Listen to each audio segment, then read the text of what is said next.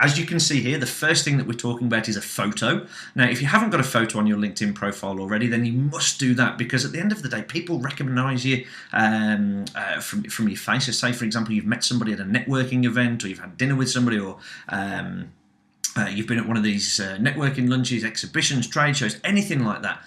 Again, if they're searching for you on LinkedIn because they know your name, well, if you've got a nice picture of yourself, it's another way in which they can recognise you from your earlier encounter. So use a professional photo which is cropped to show your face clearly, and according to this infographic, which was compiled by undercoverrecruiter.com, you are 7 times more likely to be found on LinkedIn if you have a photo on your profile. Now, the type of photo that you have, yes, a professional photo. You don't want a photo of you that's taken on a camera phone outside a pub at 3 o'clock in the morning, for example. But, you know, that smart, casual, professional look that looks quite encouraging or welcoming is the best way to go with that.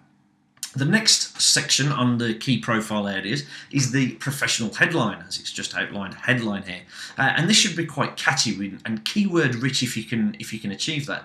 And this is the first impression that you make, because your headline really stands out on your profile. If people are searching LinkedIn for what it is you do and you crop up, they will see your photo and they will see your professional headline. Now, those are the first things that they see. So this is kind of like your strapline, your ad copy, if you like, your ad headline. This has got to really encourage people to take that extra step and get in touch with you. And when we talk about keywords, we're talking about using things like social media. In this example would be a great keyword for this person, as she's head communicator at the top social media marketing agency in London. So things like social media marketing agency, London, these are all keywords. How do we know that? Well, if people are going to LinkedIn and they're searching for a social media marketing agency in London, there's a very, very good chance that this particular lady will be found very easily for that search term, because her profile says that she works at a top social media marketing agency in London. So we have to use these keywords in relation to what our audience may be searching for. Next thing you need to do is make sure that all of your contact information is on LinkedIn. There's no point in being on LinkedIn and being found if people can't get in touch with you. The very last part on this slide is the personalized URL that you're enabled to have from LinkedIn. And by default, it'll be something like uk.linkedin.com/in/, and then it'll be a load of numbers and letters and characters, and it's a really long, ugly URL and doesn't make it very easy for you to share that URL with your future connections or potential connections or whatever. But you're enabled to personalize this URL. And now, unfortunately, if your name is John Smith, you're not going to be able to have the URL linkedin.com/in/John Smith, because that will have gone by now, I'm absolutely certain. But you can create some sort of personalized URL that's a little bit easier for you to remember if you want to send people to your LinkedIn profile, but also a lot easier for you to copy and paste and share with your networks or potential contacts and that sort of thing. The next part of your LinkedIn profile should be your summary, and this is kind of like a professional summary of you. It's your CV builder, if you like, really. And what's really important is, again, within the summary, and we'll talk more about it in the resources, it's really important that the summary is really in tune with what your audience want to find out about you. I see so many professional summaries on LinkedIn that are just simply boring. And if your summary is boring and it doesn't encourage people to take action, or it contains no calls to action, for example, then it's really not going to be the most compelling or persuasive summary that you could have. So, use your keywords again in your professional summary, because ultimately, if you are a social media marketing person, as Lynn is, surely you would want to appear in the searches. If people are searching for social media professionals on LinkedIn, then you'd want to appear in those search results and increase the amount of visibility you have across LinkedIn.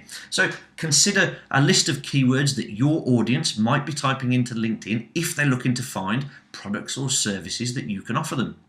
And make your summary very keyword rich, so you'll be found in numerous searches, not just one, of course. And you can see a couple of examples that have been highlighted here: social media, marketing strategies, strategic marketing planning. These are all the sorts of things that get discussed on LinkedIn every single day. Write your professional summary, if you can, in the first person. There's no need to write it in the third person. And make sure, again, in your professional summary, you include your contact details. So people don't have to click on the contact details button. They can just simply have a look at your summary and they can find out exactly how to get in touch with you.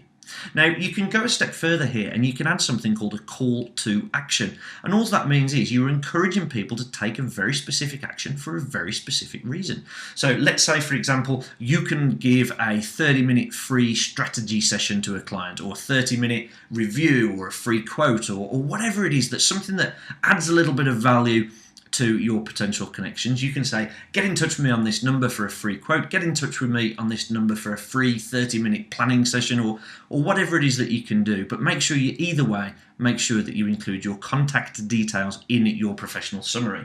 You'll be surprised at the amount of additional interest you will get if your professional summary is well written, includes a lot of keywords, and is also quite persuasive.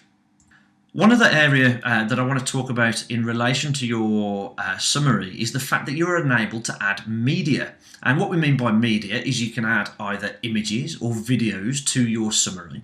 And this helps you maybe showcase some work, showcase your speeches or talks that you've done maybe in the past. Maybe it could be a link to your brochure. So if your brochure saved as a PDF, for example, you could put your brochure in your professional profile, in your professional summary.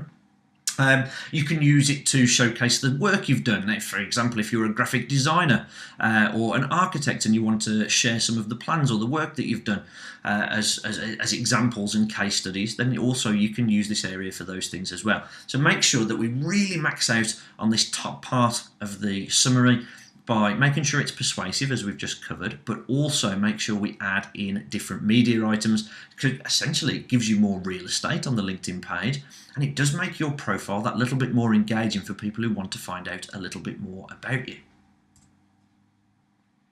A couple of the other areas that are worth noting is your current and past roles. Be precise about your past experiences and your current roles. Don't be afraid to use the detail, as long as that detail is going to be of interest and value to your potential marketplace. Now, for example, if you look at my my own personal LinkedIn profile, which we'll have a look at in a second, before I started doing what I do now, I had a corporate background. I worked at Yale Group, worked for the Hilton Group, HSBC Holdings, none of which is on my LinkedIn profile. And it's not because I'm trying to hide anything at all. It's just simply that it's not the most relevant information to what I'm doing now and I've done for the last too many years to mention. It's just simply not relevant to what I'm using LinkedIn for or what I'm doing professionally now. So if you have got stuff on there that's maybe a little bit old, a little bit out of date and not the most relevant, then fine, you can feel free to ignore that. But try and be as precise about your past and current experiences as possible. If it's going to add, I'm not talking about misleading people here by any stretch of the imagination. We must make sure that we represent ourselves transparently and honestly and that sort of thing. But if it's just simply not relevant, then fine, leave it off.